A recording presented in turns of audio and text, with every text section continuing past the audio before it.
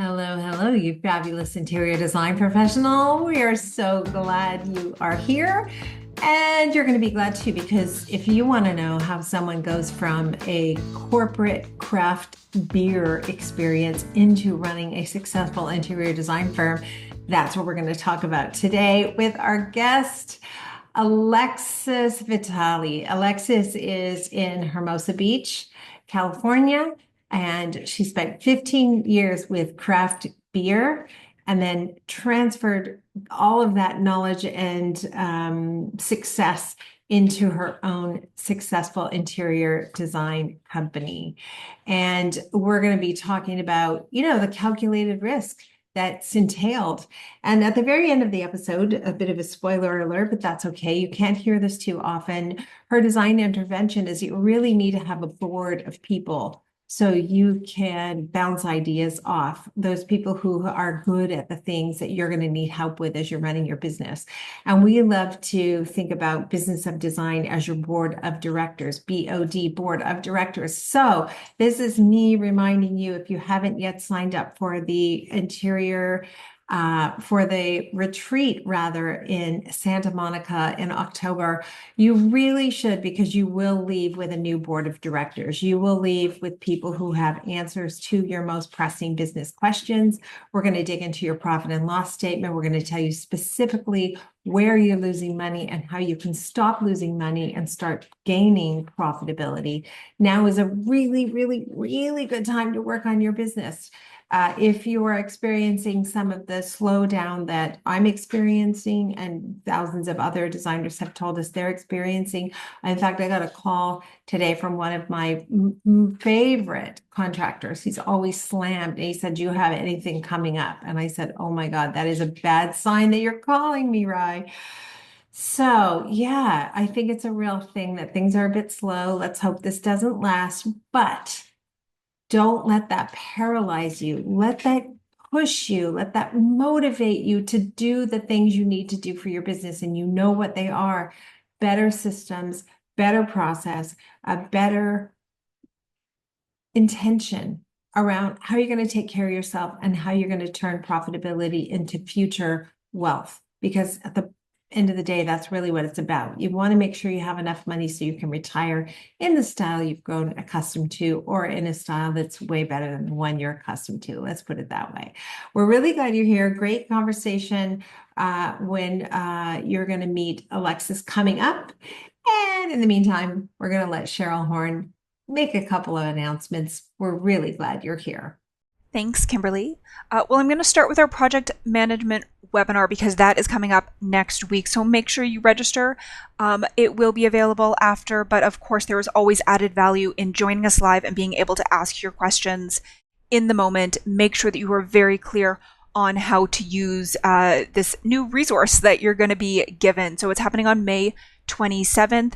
And what you are going to walk away with is the legal language you need to add to your contract, regardless of whether you're, billing hourly, flat fee, hybrid model contract. This language can be added to your contract in order to offer project management, which is hiring trades on behalf of your clients and really taking the lead on projects. And most importantly, charging for that incredibly valuable service to your clients, staying in control of your projects and having a checklist to make sure that you've got all your bases covered. So we have been teaching project management as part of the BOD 15-step project management strategy. Kimberly has been offering this service to her clients using her existing contracts exactly as they're written, but we do understand that it's not legal to do so everywhere. And this gives you that added protection. This gives you permission to hire those trades on behalf of your clients and be the expert that they are looking for. So please join us. It's happening next week, May 27th. Registration is open. Please head to the website and get your tickets for that. Of course, members are going to save on their ticket, and we always want you to join membership. I don't always mention it as part of my announcements because there's no deadline, right? You can become a member at any time. So all I can say is that next month is not going to change. It's not going to be more streamlined and simplified. You can't delegate as many tasks, and you're certainly not going to be as profitable as you would be if you joined now and started implementing what you learn. I actually did a few coaching sessions this week, one-on-one with members. I don't do a lot of them because I am very readily available to members within our programs to do sort of spot coaching in between our monthly coaching sessions, which is our next one is happening tomorrow, by the way, May 21st, BOD live coaching for those who are members.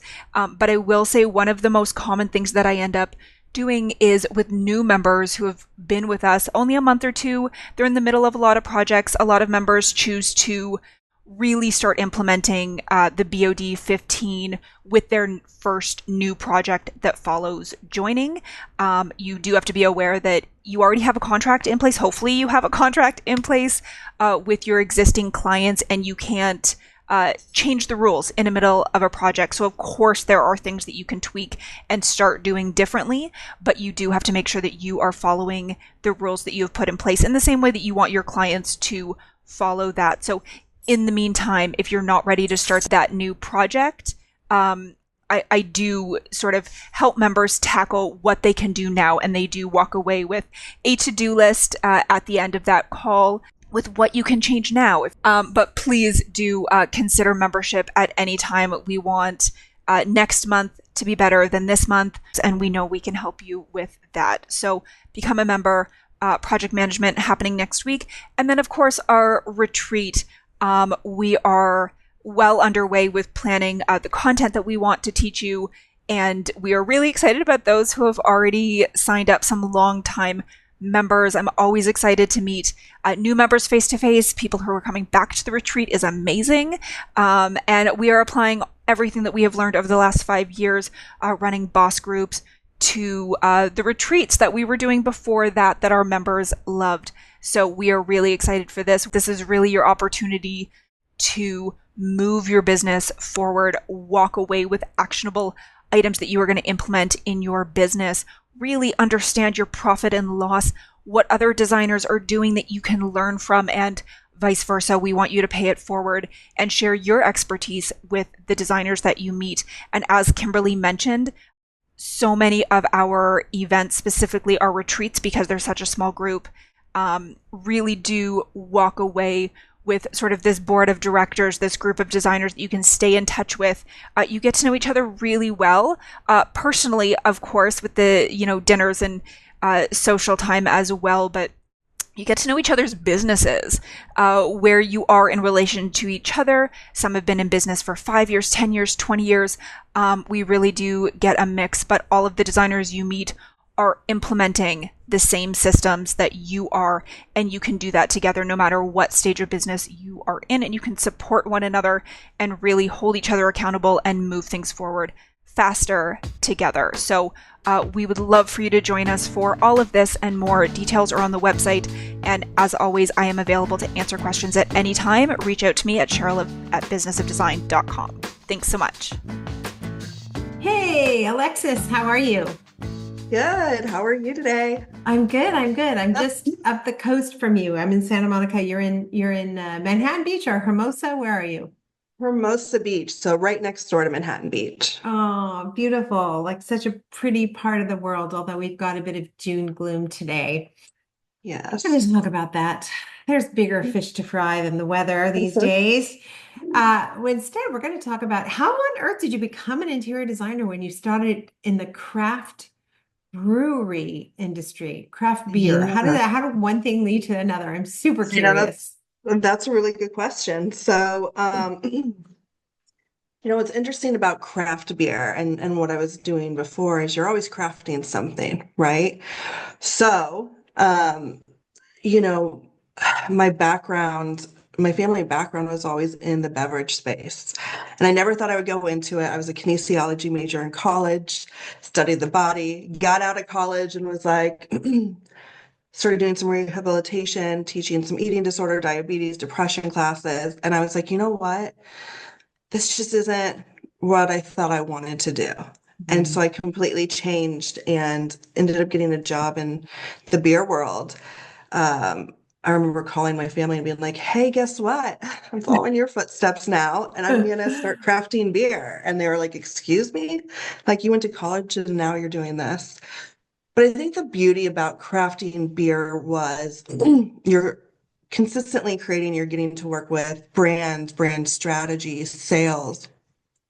And I was really lucky to work with, and I'm really grateful for some really big companies and some companies too that were starting out. So I got to see quite a mix of how business was run from being a massive corporation to a small brewery, hoping and dreaming to get into these big brewers' homes. And how do you do that? So I think that really helped me, when it came to wanting to switch careers. Um, I spent almost 15 years in the craft beer industry, believe it or not. It's hard to believe because And I'm looking at you. If you're watching us on YouTube, you're thinking what I'm thinking, which is you look too young to have had a career for 15 years and then you're in another career. it's wild. But I think, all of that from like the beer world, I learned marketing, sales, operations, how to work with buyers, how to develop a brand, how to develop a product, and, seeing it from start to finish and all the things that can possibly happen in between. Well, and just understanding that you're a product too. What you're selling as an interior design professional is a product. And I Like, think we would have I for sure would have benefited from having some business, um, training, knowledge before I started to run my own business. What an idiot. I think, wow, I know how to run a business. That's how hard could it be? Turns out it's pretty freaking hard. So I do think that was a huge advantage. It feels to me like it was a huge advantage. advantage, honestly. I think having that business knowledge and that background is truly the stepping stone. Like you can be a creative and you can create the most beautiful things, but if you can't figure out how to run a company, you're Mhm. not going to be successful.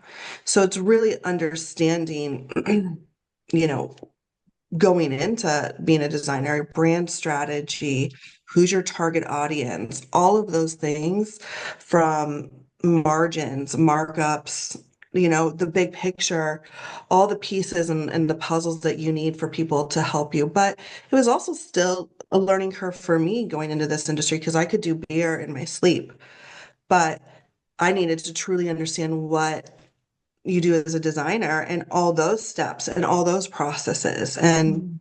I think what helped is I really knew, like I always loved to create and I would do my house, I would do my friends' homes. Geez, at one point I had even a clothing line. I was always creating. My mind always worked that way.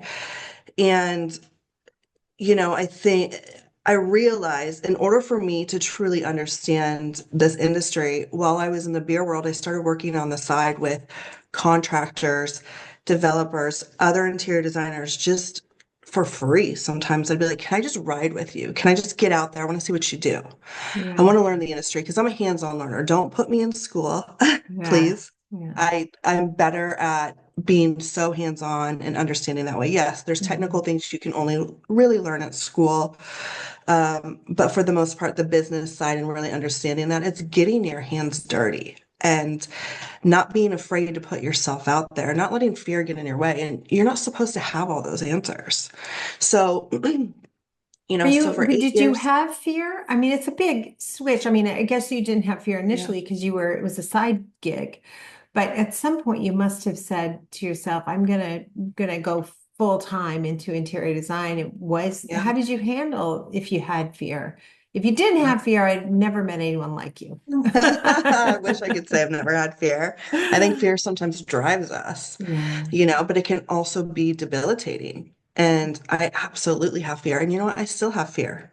yeah. It's natural, right? It's just being able to say, why am I fearful? And ask those questions. Uh, 100% when I was ready to jump in full feet into this industry, I had so much fear because I'm a single mom of four children. And every Whoa. Okay, we buried the and lead there. That's some responsibility you're shouldering right there. yeah, and those little souls and those beautiful kids are all on me. And I need to provide for them 100%. And so my fear was I've had a steady job, I've had 401k, I've had health insurance. What if I go into this and I fail, right? What if I can't make as much money as I need to the first year? Those were all questions I was, but I said, you know what? It doesn't matter because there's no option for failure. There really isn't. And I'm not going to allow that. And I've spent so much time in my beer world. I've spent 8 years on the side making and building those relationships. There's no time like now. Mm. And if I allow fear to consume me, I have failed before I've even tried. Yeah. And I can't let those children ever see that, right? Mm. I think they can see failure, but I don't want them to see me never try because then I'm teaching them it's okay to just be okay, You right? are so courageous, though. I mean, I honestly, you're so courageous. I was never in a position where it was ride or die. Like, you better make a buck, or, because I had a husband who had a salary, and we never, both of us, thank goodness, never had a slump at the same time. So I've always had this net, and I wonder sometimes if I wouldn't have been far more successful early in my business if I didn't have a net to fall back on. Right? Yeah. So what are the things you would do? I'm thinking of somebody who's listening who maybe isn't in a position as what seems, quite as intense as what you were, single mother to 4 children, but somebody who's thinking like, I don't know if I'm going to make it in this business. What are some things you think they can do to go for it, to just really decide they're going to be successful in running an interior design business and make some money? What are some things? And I think the best advice I can possibly give you ever is relationships. It's not what you know, it's who you know, right? Build those relationships. That's your foundation. Collaboration, collaboration, collaboration.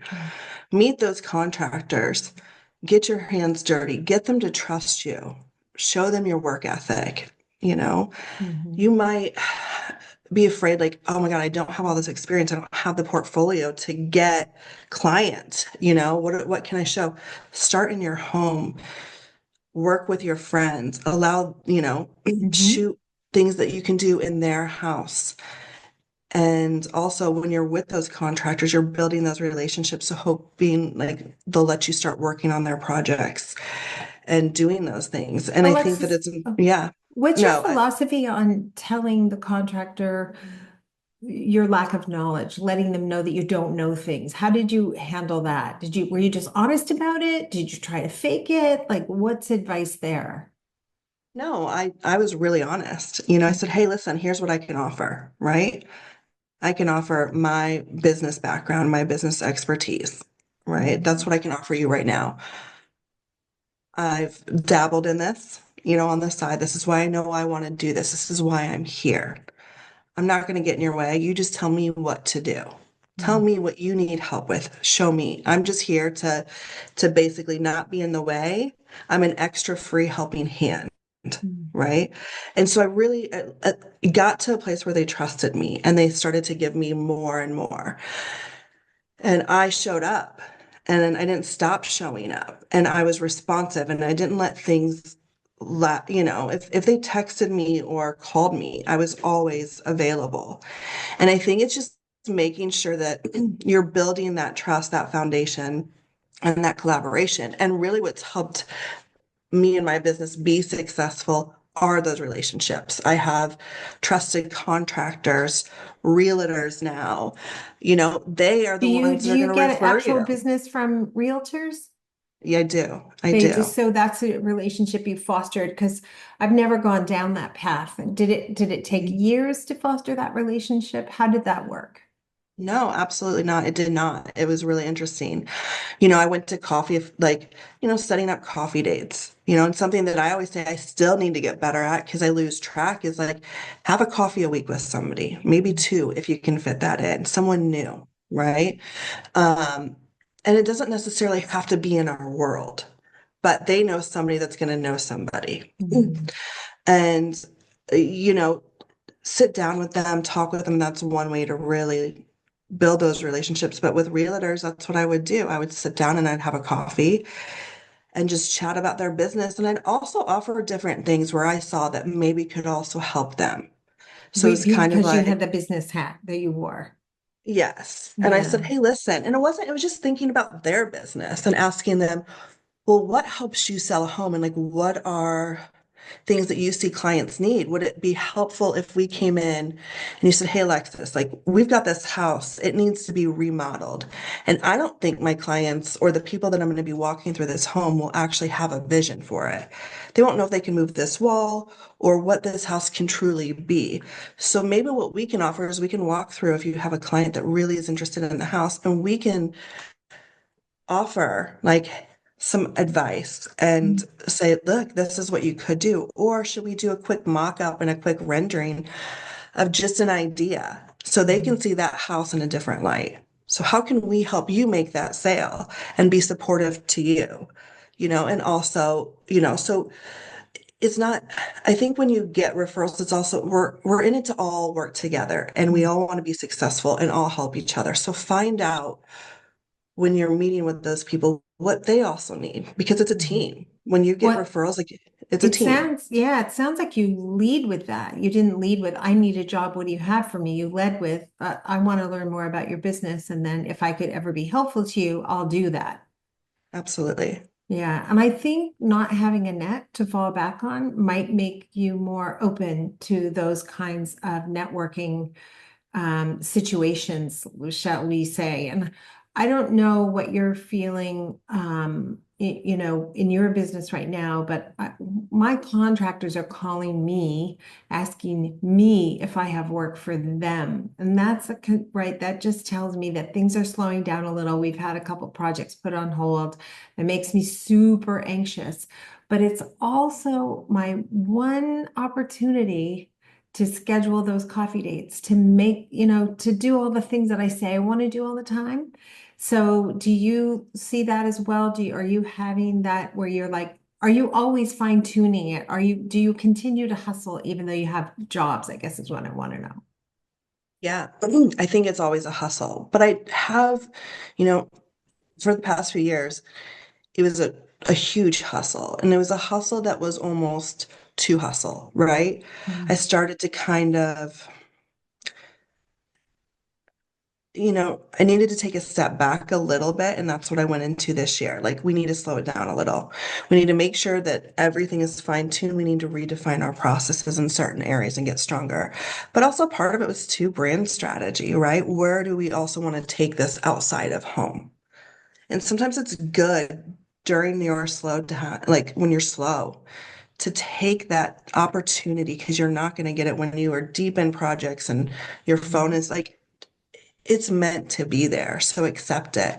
Jobs will always come, and you know you're doing the work on a constant basis, but take the time to slow down, enjoy the ride, work on things that you normally can't work on. And that's even something we've been doing this first half a year. And it was funny, just earlier this morning I'm talking to Megan, who works right next to me every day, and I said, God, it's sometimes hard. It's hard to make yourself slow down and to do these things because it's not like you live in a state of chaos, but it's always go, go, go, go, go.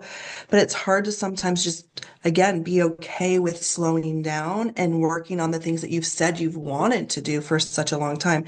And now you have a little bit of the opportunity to do that, and you've made room for that. It And reminds I me of think, an actor yeah, who's like between roles. And, you have a role and it's juicy and it's great. And it feels like it's never going to end. And then it ends. And it's like this, it's a blank page, right? For the author, it's a blank page. For the actor, it's no auditions, no yeah, idea where the next job is going to come from. And they have all this time suddenly. And the time's going to go one way or the other. You can spend time being anxious and worried and playing solitaire on your phone, or you could spend the time, doing something constructive that you've said you've always wanted to do, and a nice balance between like focusing on what am I going to do to work on my business, but also what are the self-care things I can do, which maybe I haven't been as good about taking care of in the busy year. You said, Alexis, before we started the show that you had this light bulb moment and it had something to do with, I'm going to say the expression of like being okay or something. What, I can't remember what you said, but I remember I liked it. What was it? Do you remember? Say my light bulb moment was kind of seeing life through my kids' eyes. That's where my light bulb moment really started. And it was the joy of like watching them learn new things. When they fell, they got back up, right? Like, think about it. When we have all fallen trying to learn how to walk, we've all gotten back up. But it's almost harder as an adult when we fall. Sometimes it's hard to pick that ego back up, right? Or those emotions back up. But, you know, my light bulb moment was I needed to follow this dream. I couldn't just dream. And if I didn't follow this dream, I would be teaching them that it's okay to just be okay, not live your life fully, completely, and honestly with yourself. Mm. And, you know, I'd be teaching them to just dream and only truly dream. And in life, we can't just dream. It's great, but I think you've got to go after those and live those dreams. So is that like you want to make sure you're walking the talk? You know, Well, yeah, you're don't just walking talk the the talk. talk, walk the talk, you know? Yeah, Yeah, yeah. live it. Live it. Like this is it. Like this is all we have right now, right in our lives. And do you want to just sit back and watch life go by and dream, or do you want to live your dream? Mm. And that was my light bulb moment was watching them grow. And I needed to teach them to take whatever it is that they're passionate about, what they love, and do it Mm. and go full force. I don't know how old your children are. Mine are older. My daughter Raleigh's in the music business and she's currently representing a couple of super talented professionals, but they're not famous yet. And it would be so easy as a parent for me to say, are you sure this is what you want to do? Because you probably just like if you got a job in business, you'd have a 401k and you'd have some health insurance and you have all these like perks and benefits and be a little safer, be a little safer. But she's like, no, she's going for it. Now they might never get famous. And then I don't know what she's going to do. She'll go for it with someone else, I guess. But I admire the attitude of, no, I can't not do this, And I think that if you're going to be I think for creative people, that's super helpful because there's a million excuses for why it's not going to work for me. At least Yeah. that's how I'm wired. No, I agree. And I think it's incredible that when people do go after their, musical careers or whatever it is that they want to do and they keep going for it. But you can always fall back on something else, right? You can always find something else if that doesn't work out. But at least you went in trying. And you never know what that door opens. Maybe you find out what you really think that you want to be or do. Maybe you would rather manage somebody or you'd rather do something else. You just never know where that journey, where that path is going to take you. Yeah. Did you find your sweet spot as an interior design professional? Like I know you had this beginning where you're like half in but you still have the job working in the beer and you're doing all these things to hustle up networking and relationships. But are you in your sweet spot? Have you found your sweet spot? I guess like what do you define your sweet spot as? You know? Well, I don't know. I've had a lot of sweet spots in my career where I'm just like, wow, things are humming. The right clients are coming my way. I feel I'm changing their lives. I'm making it work. I'm profitable. I've got employees and I'm helping their lives go along. And usually those feelings of, I've got this. I mean, I did it. This is amazing. I've arrived are usually followed with the carpet being pulled out from underneath my feet. Like in Yeah. 2008, it was a housing crisis and every single job was put on hold. And it was kind of like, okay, so this is business too, right?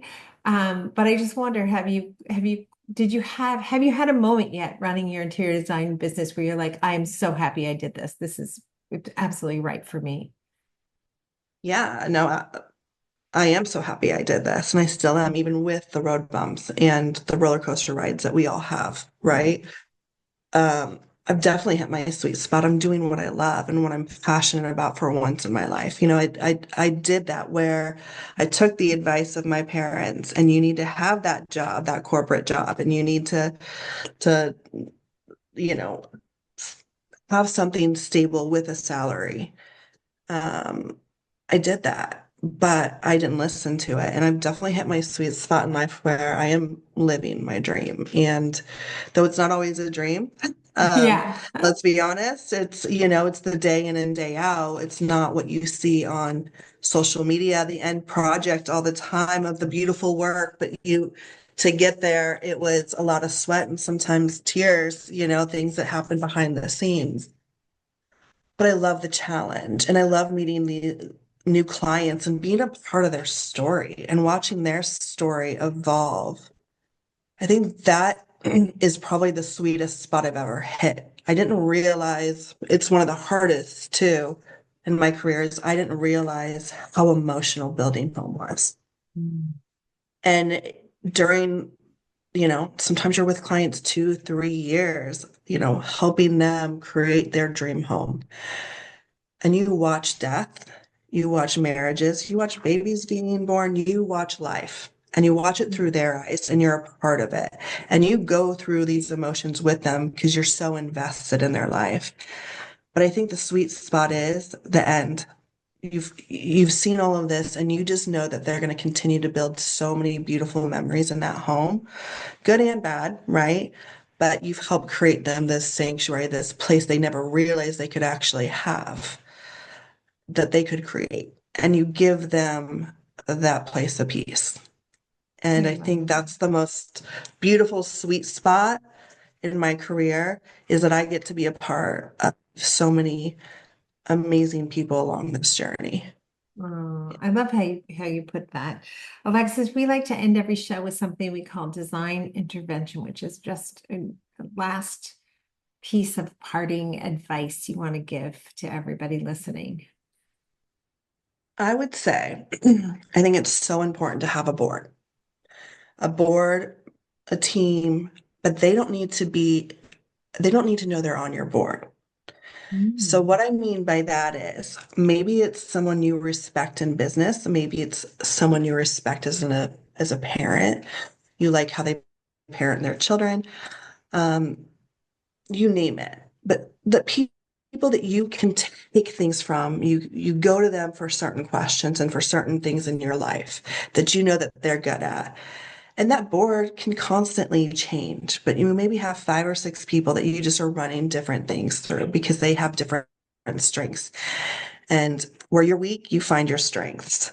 And you can do that. And they can be your secret board and just your sounding board or for advice. And they don't even need to know that that's what they're there for. But you know that this is my team, my external team. And these are the people I'm going to constantly go to when I feel like I need something or I want to hear something different to give me some different idea or help in my life. Is there a reason you want them to be secret? Like, I wonder if there's an advantage to letting them know that you admire and respect their insight in particular ways. I think that they know you admire them. And so I think if you can tell them that you do that, I don't think you need to technically say, like, hey, you're on my board, right? Because then it becomes formal and it becomes not so natural, Yeah, right? There's an agenda. yeah. And I think sometimes you just need it to be you don't need to have an agenda. The agenda is life. It's where you're at that day. Yeah. And I think with actual board meetings, which you do have, like there's an agenda. This is what we're going to do today. This is how we're going to execute. Mhm. This is this. But for that, it's a different agenda and it's a natural agenda. I like where you're headed, Alexis. Thank you so much. I hope business continues to really be satisfying for you and your family. Well, thank you so much for having me today. Lovely to meet It you. was really nice to meet you, and thanks for having me on your podcast. I really enjoyed it.